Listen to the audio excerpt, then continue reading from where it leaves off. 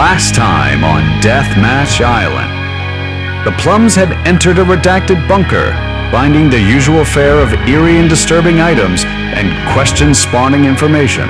And nearby, Aspen had just been warned about the danger that Ascendant Alliance cult leader Alexa Ascended Khan posed, should she be allowed to make it to Island 3.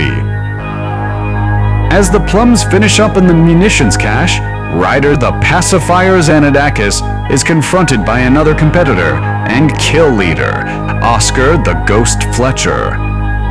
Levying a surprise shotgun to the back of his head and some choice words about Ryder's morality, he threatens the youth counselor, implying some dark shared history. Using a social game, Ryder manages to calm him down enough to think his next actions through carefully. Realizing he is not likely to survive this 1-on-7 encounter, Oscar flees, vowing to kill Ryder before it's all over. I'm sure we won't be seeing him again. The Plums gather up and head to the hallway challenge, incidentally reuniting with what's left of their old friends, the Wildcards. The groups catch each other up on their personal Phase 1 journeys. Beckett expresses that the Ascendant cult seems to be the dominant power now, edging out Althorp's shattered alliance. Furthermore, he describes an eerie encounter that the Wildcards were lucky to survive, in which it seemed as though the very game of Deathmatch Island itself were bending and twisting so that Alexa would defeat them, their weapons completely locking up and forcing a retreat. The teams accept the hallway challenge, agreeing to navigate the endless maze of corridors without resorting to violence toward one another. When the challenge concludes, the Plums are crowned as the victors. But mysteriously, Aspen never re-emerges from the hallway complex. Before the allied teams have a chance to discuss next steps, the nearby televisions and projectors begin to display a pirate broadcast, the visage of one Alexa Khan, gracing each and every screen.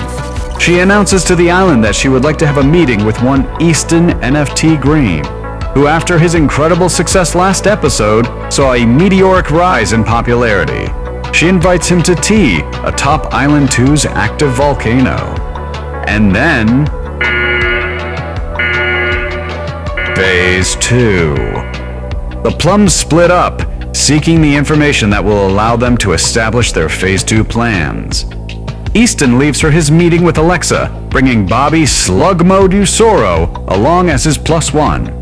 When they arrive at Volcano, they're escorted to the Ascendant Alliance camp at the top via UAZ by Alexa's right hand and kill leader, Delilah Silver Bullet Hawkins. At the top, they see the remaining members of the Shattered Alliance chained up around the mouth of the volcano. Easton is invited into Alexa's sanctuary, while Bobbie is left to awkwardly stand off against Delilah. At their meeting, Alexa explains to Easton that she has been chosen by divinity itself, and that she is to ascend to godhood at the completion of these trials. Benevolent as she is willing to let him in on that ascension, as his following and rapid ascent into popularity proves him worthy. She also divulges to him that she believes her right hand, Delilah, is going to betray her, as she isn't a true believer, and so Alexa is keen to prune her inner circle. Alexa offers Easton a deal to save himself, Suzanne, and Fox from the oncoming purge of Phase 2. Only 10 competitors will leave this island. Easton and Bobbie are then free to leave as the multimedia artist is left to consider the cult leader's offer.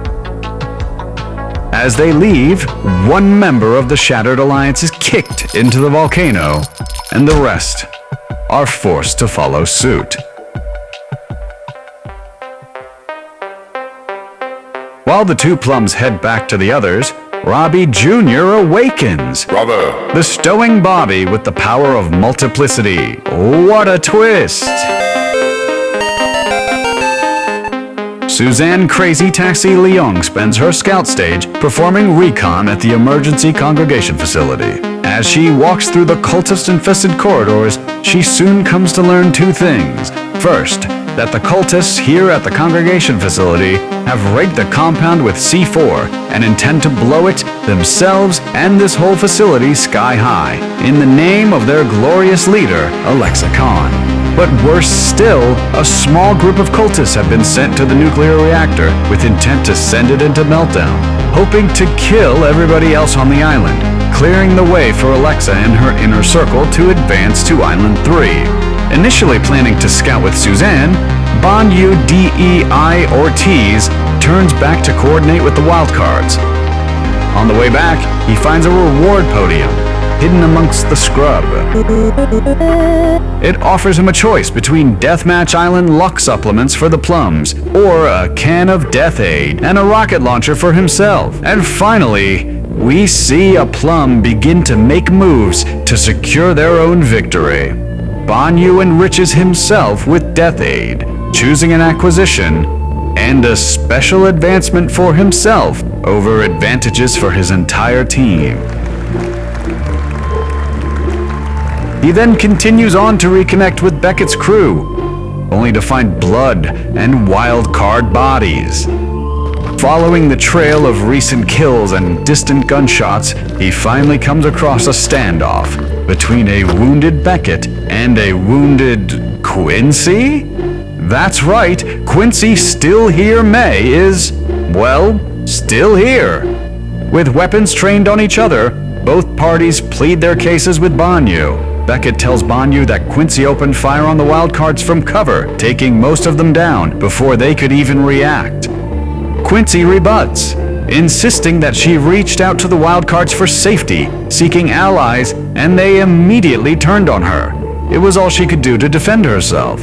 Luckily, she's gotten very good at it since last they'd met on Island 1. Banyu is left with a decision to make: fire on wildcard leader Beckett, fire on the surprisingly still alive Quincy, or leave and let them sort it out themselves. Decisions. Elsewhere, Fox Baconator Parata scours the island for whatever remnants remained of the shattered alliance. When she fails to locate them, she concludes that they're either hiding out or must have already been dealt with by Alexa's cultists. On her way back to regroup with her team, fate conspires to muddy the waters. Caught on a convenient gust of wind, a packet blows into her hands. It's a script. Deathmatch Island, Season X6X. Opening it, she sees hundreds of lines of dialogue, sporadically highlighted in orange. She doesn't recognize most of the names of the individuals speaking throughout this incomplete document, but one catches her eye: Quincy May. She reads a dialogue exchange between Quincy and the rest of her team, debating as to whether they should trust the wildcards or engage preemptively. The exchange becomes heated, eventually resulting in Quincy losing her head and shooting one of her teammates, before executing the rest, stating that she couldn't trust them not to turn on her now. In the same moment, Quincy and the wildcards are set upon by the vast alliance. Well, I guess we know what happened to Quincy. That is, if this script can be trusted and isn't just a production plant. Ryder uses his scout stage to entreat the Ascendant Alliance, attempting to make nice with the inner circle, presenting as though he has resigned to his eventual defeat. On his way to regrouping with the Plums, he comes across a vending machine, plopped in the middle of nowhere, clearly for him. Inside sit two small gift boxes available for selection. One reads, Ryder Zanidakis, the other, The Pacifier. Ryder picks The Pacifier, only to receive a literal Deathmatch Orange pacifier, and a mocking animation in which a cartoon Ryder pops the same pacifier in his mouth before being savagely beaten and executed by cartoon incident response units. Unsurprisingly, production clearly does not appreciate the way Ryder has chosen to play the game. He then chooses the Ryder Zanidakis box, inside which he finds a concealable Deathmatch Island switchblade, which will grant him advantage against anyone caught unawares.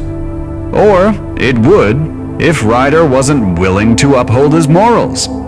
He takes the switchblade, buries it, and walks away. Sorry, production. Betrayer, Ryder hardly knows her. The Plums regroup, share their findings, and then the scramble. The Ascendant Alliance plan to detonate the emergency congregation facility in a mass sacrifice, which would render the defenses of the structure useless. Defenses the Plums intend to make use of in the Battle Royale. At the same time, a small group of cultists are sending the nuclear reactor into meltdown, threatening everyone on the island with the nuclear fallout. The Plums do what they do best: divide and conquer. Setting their plan into motion, Bobbie and Fox assault the congregation facility, gaining control of the explosive detonator and systematically wiping out the cultists, while Suzanne and Easton attack the nuclear reactor, taking out the small cult resistance and using Suzanne's knowledge as a nuclear engineer to stabilize the reactor. And then what might be the most consequential move of the season. Banyu and Ryder manage to seize control. Banyu sets off an orange smoke grenade between the volcano and the congregation facility, while Ryder heads back to meet with the Inner Circle.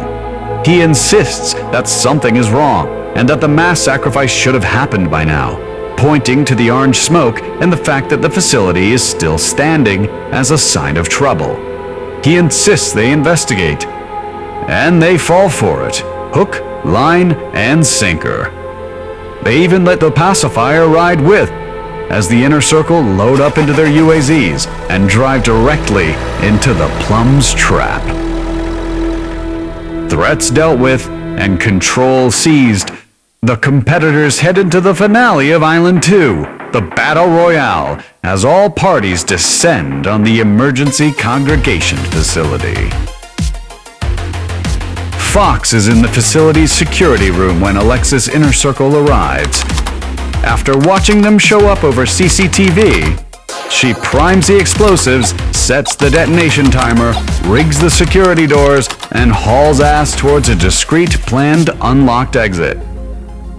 Ryder gets there alongside the Ascendant Alliance, and with their trust convinces them to go inside. Delilah, sensing that this may be an opportunity to take Alexa out, takes the bait, leading them in.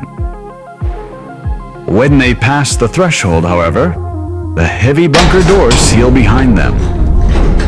Once it's clear that they've walked right into a trap, the rest of Alexa's Inner Circle whisks her away to a panic room, leaving kill leader Delilah to sweep the facility alone. She is met, however, by an enemy the likes of which she's never known. Resistance in the form of little Bobbies, all split from the original, using the incredible powers granted to him by his connection to Robbie Jr. The Bobbies prove to be a threat, using guerrilla tactics to come at Silver Bullet Hawkins from all angles, the facility's red lights reducing visibility and the blaring alarms making it impossible to hear them coming. Meanwhile, a half-sized Bobbie manages to pick off most of the Inner Circle before they're able to seal themselves in the panic room, all but Alexa and a single cultist. Then things get more serious. Realizing that their chosen competitor may actually be in danger this time, oh no! Production activates all local deterrent protocols in an attempt to force the Plums to flee. Brainwashing, nausea-inducing signals, flashing patterns, and fear conditioning. The Plums are in for it now. Outside, Suzanne and Easton finally arrive on scene in the commandeered incident response van. Now within range and aware of the local deterrent protocols, Suzanne plugs a redacted flash drive acquisition into the van's production dashboard, providing her access to said protocols. Fiddling with the various controls, she's able to ease production's programming on the Plums, and in an inspired move, turn the programming on Alexa herself. Once the signal goes out, a switch flips in Alexa's addled mind, causing her to do literally everything in her power to end her own life. She begins to attack the cultist locked in the panic room with her, and the two struggle over the only gun in the room. Elsewhere, In the lockdown facility, Delilah manages to hunt down all the tiny Bobbies. The little guys collapsing into piles of orange goo, finding each other, and eventually reconstituting with the half-sized Bobbie to make one full, life-sized Bobbie. Delilah starts making her way back to the panic room to retrieve Alexa, and Bobbie takes this as his cue to make his way out, using the discreet, planned exit. Back outside, Easton uses the unlocked door to enter the facility and delivers a redacted keycard to Banyu, who has been hiding out inside the facility this whole time. Then, nearly overwhelmed by the still very real threat of production programming confusing his thoughts, Easton opts to take a shortcut out of the facility, using a rocket launcher to open up a wall, allowing him to escape.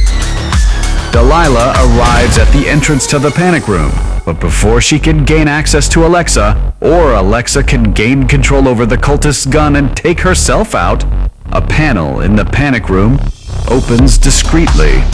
Banyu, having accessed the panic room's back door with Easton's redacted keycard, slips into the room, unbeknownst to its preoccupied occupants. With swiftness and conviction, the Doodads Inc. creative director raises his crossbow, takes aim, and fires. And just like that, he ends the life of production's favorite cult leader, sending a single bolt sailing through Ascendant Khan's charismatic skull before receding into the shadows and escaping the facility. Delilah manages to gain access to the room just in time to see Alexa's lifeless body before the emergency congregation facility is torn apart by a metric fuckton of C4 as Fox's timer finally hits 0.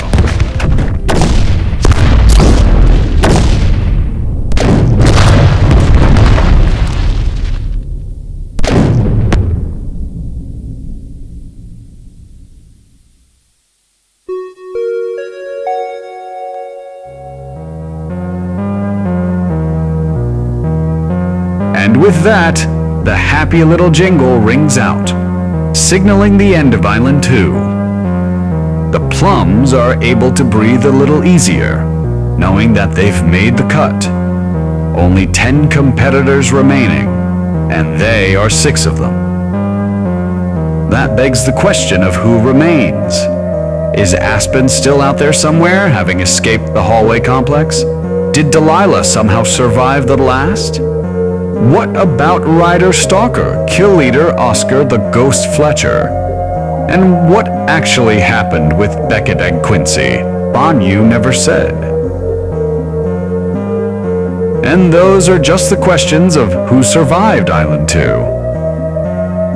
There's still so many other questions unanswered, like what's the deal with Robbie Jr. and Bobbie's new powers? What did Ryder do to Oscar? And who among our preferred pack of plucky plums will be the first to turn and seize control over the greatest prize of a lifetime? Endless fame, unlimited wealth, and their very own freedom. Time is up. Alliances are over. Only one will leave Deathmatch Island with the crown. The rest can only leave in a body bag. That's if they're fortunate enough to leave at all. Let's find out who plays to win.